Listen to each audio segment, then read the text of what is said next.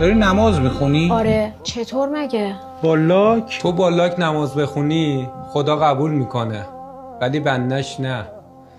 تو روزه نگیری و مریض باشی خدا قبول میکنه، ولی بندش نه. من اگه این چادر از سر در بیارم، خدا رو در نظر بگیرم، خدا قبول میکنه، ولی بندش نه. بس کنید یه حرفای بی خودو.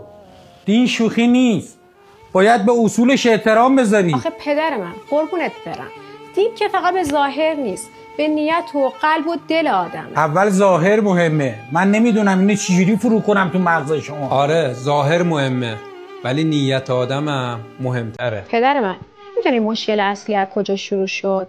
از اونجایی که آدما یادشون رفت که قضاوت فقط مخصوص خداست، نه بنده هاش.